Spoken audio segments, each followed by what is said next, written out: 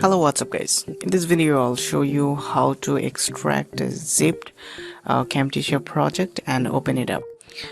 And there is already about a video related to this topic, like how you can export a zipped project in Camtasia. So make sure to check out this video if you don't know how to do it. Okay, so now you're here, you can see, let's suppose you moved your zipped project to another desktop and you want to extract. So you need to extract all of your files.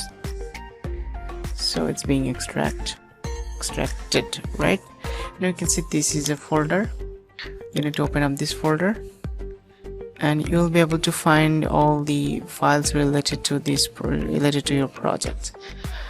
So here you can see that the project file, so you need to double click on that project file and you'll be able to see the project file will automatically open up.